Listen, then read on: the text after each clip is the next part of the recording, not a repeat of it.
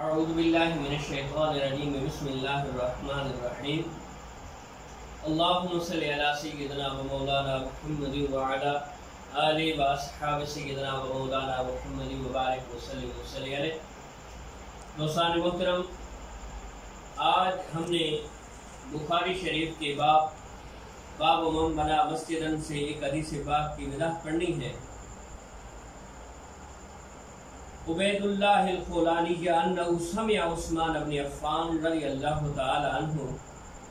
یقول عند قول الناس فیہ حین بنا مسجد الرسول صلی اللہ علیہ وآلہ وسلم انکم اکثرکم۔ حضرت عبید اللہ خولانی رحمت اللہ تعالی علیہ یہ حدیث کو نقل کرتے ہیں، سنتے ہیں حضرت عثمان غنی رضی اللہ تعالی عنہ سے کہ جب حضرت عثمان غنی رضی اللہ تعالی عنہ نے مسجد نبوی کے نئے سرے سے تعمیر کرنا شروع کی، مسجد نبوی کو اپنے ایک انداز کے ساتھ اس کو بنانا شروع کیا، تو لوگوں نے بہت سارے اعتراض کیے کہ یار تم کیا کر رہے ہو، اس کو اسی حالت پہ رہنا چاہیے۔ تو اب ان کے اعتراض کے جواب میں حضرت عثمان غنی رضی اللہ تعالی عنہ کیا فرماتے ہیں؟ وَإِنِّي سَمِعْتُ النَّبِيَّ صلی اللہ علیہ وآلہ وسلم یقول من بنا مسجدا، کہ حضرت عثمان غنی رضی اللہ تعالی عنہ نے ان کے اعتراضات کے جواب میں یہ فرمایا کہ میں نے نبی علیہ السلام سے یہ سنا ہے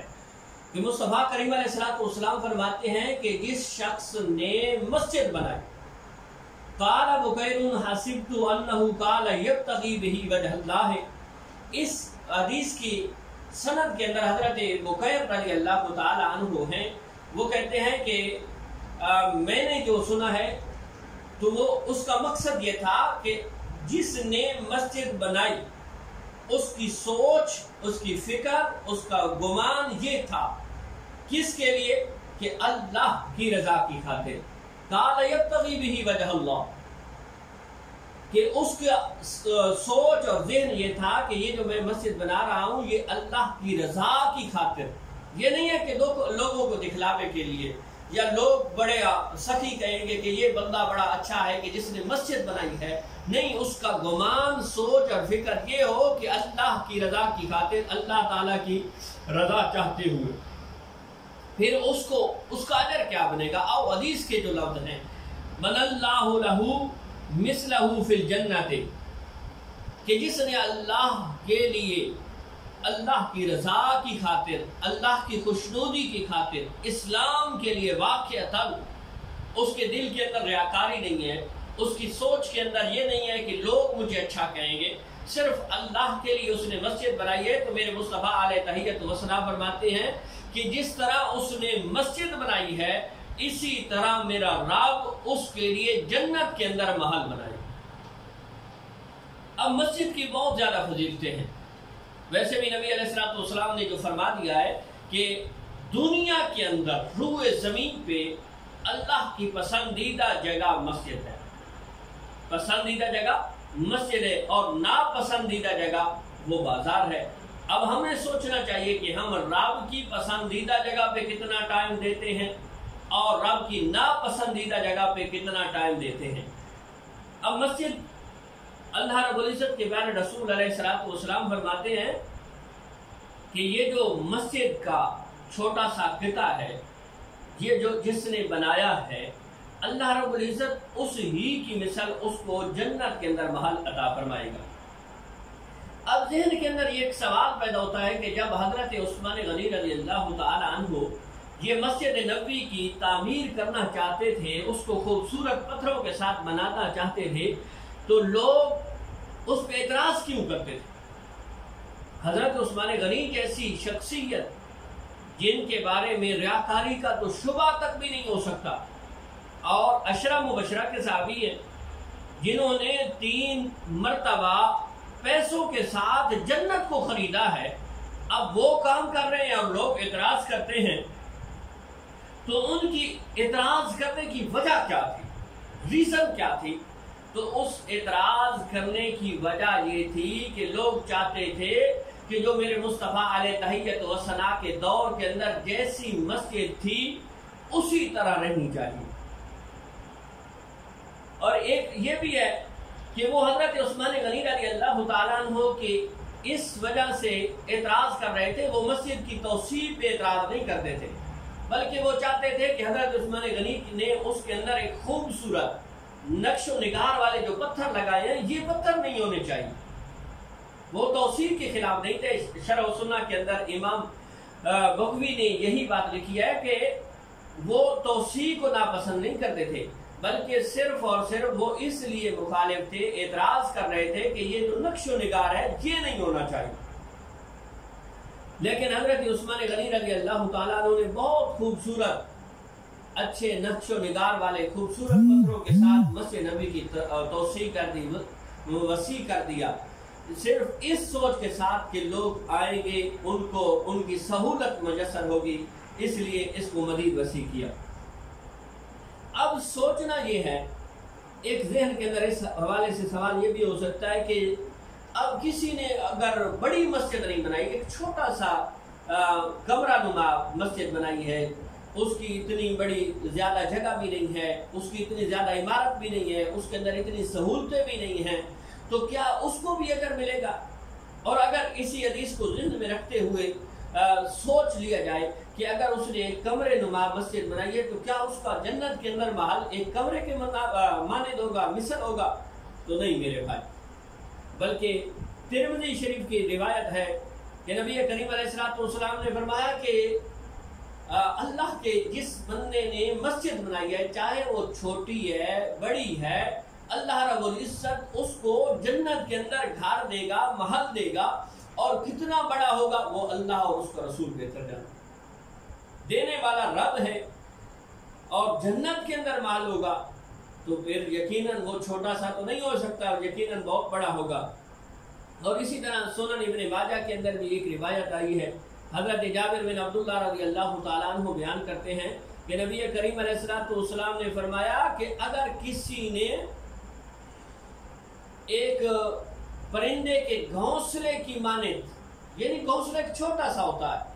فرمایا اس جتنا، یہ اصل میرے مصطفیٰ علیہ تحیت و ثنا سمجھانا چاہتے ہیں کہ اگر کسی نے پرندے کے گڑھے گھونسلے کی جتنی بھی مسجد بنائی ہے تو اللہ رب العزت، اصل تو انما الاعمال بالنیات کہ کوئی 10 کنال پہ ایک مسجد بنا دے، لیکن اس کی سوچ اور فکر کے اندر یہ بات ہو کہ لوگ مجھ سے میرا نام لیں گے، مجھے اچھا کہیں گے، مجھے سخی کہیں گے، مجھے بڑا نیک و پرہیزگار کہیں گے،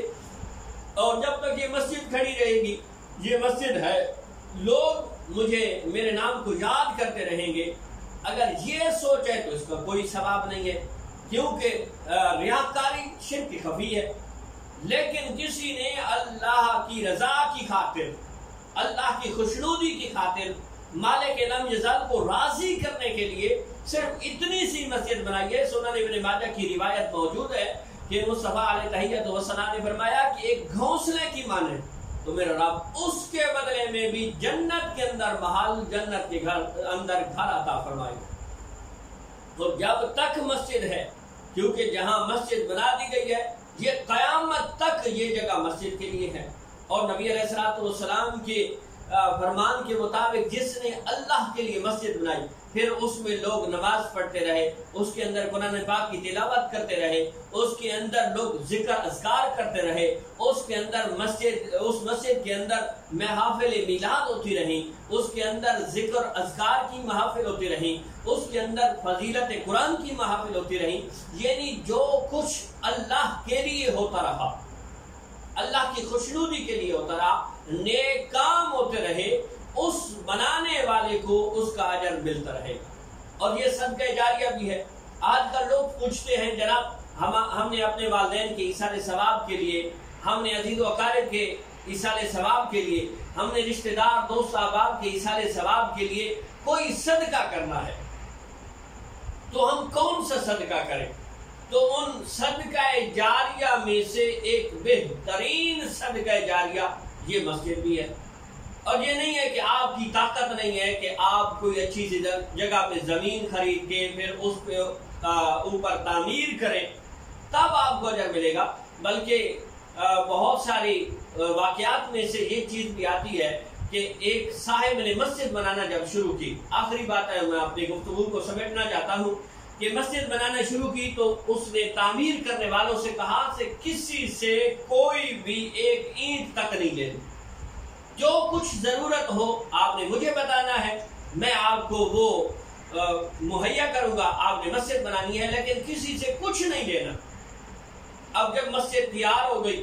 مسجد کا افتتاح ہو گیا، مسجد کے اندر لوگوں نے نماز پڑھنی شروع کی، اب وہ صاحب جس نے بنائی تھی رات سوتا ہے، عجیب کیفیت کے اندر عجیب خواب دیکھتا ہے کہ اس کے گھر، اس کا جنت کے اندر ایک بہت بڑا محل ہے اور اسی محل کے سامنے ایک اور بندے کا، ایک اور عورت کا محل ہے اور اس کی بھی حیات، اس کی بھی شکل، اس کا بھی احاطہ مکمل اسی محل جتنا ہے۔ وہ بڑا حیران ہوا، اس نے پوچھا یہ کس لیے؟ انہوں نے کہا گیا کہ یہ بھی مسجد بنائی گئی ہے۔ کون سی مسجد؟ وہ آپ کی مسجد کے اندر۔ اب وہ سوچنے لگ گیا، اس کو جب خواب ختم ہوا وہ نیند سے بیدار ہو گیا، سوچنے لگا بھئی کون سا، میں نے تو اپنے اس تعمیر کرنے والوں سے منع کیا تھا کہ کسی سے کچھ بھی نہیں لینا۔ اس نے صبح سب وہ جو انجینئر تھے، تعمیر کرنے والے مستری تھے، مزدور تھے، سب کو بلایا اور کہا کہ بھائی مجھے بتاؤ کہ کسی نے تمہیں اس کی مسجد کی تعمیر کے اندر کوئی تعاون کیا؟ انہوں نے کہا کوئی بھی نہیں کیا، سب کچھ آپ کا دیا ہوا ہے، اسی آپ کے دیے ہوئے سے مہیا کے یہ مال سے یہ سب مسجد بنائی ہے۔ ایک مزدور کھڑا ہوا، اس نے کہا کہ عالی جناب ہم نے کسی سے کچھ نہیں لیا، لیکن ایک بوڑھی عورت آئی تھی، ایک بوڑھی عورت، اس نے ہمیں ایک اینٹ دی، کہا میری ایک اینٹ بھی آپ اس مسجد کے اندر لگا لیں۔ تو ہم نے بڑی اس کو منت سماجت کی، اس کو کہا کہ بھئی ہم نہیں دے رہے۔ اس نے کہا ایک اینٹ لینے سے کیا ہوتا ہے؟ تو ہم نے وہ ایک اینٹ لگا دی۔ اب کیونکہ اس عورت کی سوچ اور فکر یہ تھی کہ میں اللہ کے لیے یہ مسجد کے اندر مسجد کی تعمیر کے اندر تعاون کر رہی ہوں، مسجد کی تعمیر کے اندر اپنی اینٹ لگا رہی ہوں، تو دینے والا تو میرا مالک ہے۔ اب جس طرح اس مسجد کی جگہ پرووائڈ کرنے والے کو، مسجد تعمیر کرنے والے کو مکمل اس کے اندر جو چیز ضرورت تھی مہیا کرنے والے کو میرے مالک نے جنت کے اندر جو مال دیا ہے، اسی طرح اس بوڑھی عورت کو جس نے ایک اینٹ دی تھی اس کو بھی اتنا اجر دیا ہے۔ یہ دینے والی ذات تو میرے رب کی ہے۔ مسجد بنانا اللہ رب العزت کے پیارے رسول علیہ الصلوۃ والسلام کے فرمان کے مطابق یہ ایک صدقہ جاریہ بھی ہے اور اپنے لیے جنت کے اندر ایک محل تعمیر کروانے کا سبب بھی ہے۔ اللہ رب العزت ہم سب کو اللہ رب العزت کی رضا کے لیے مسجد بنانے کی توفیق و سعادت نصیب فرمائے اور یہ صدقہ جاریہ کرنے کی توفیق عطا فرمائے اور ہم سب کو مساجد آباد کرنے کی بھی توفیق عطا فرمائے۔ وآخر دعوانا الحمدللہ رب العالمین۔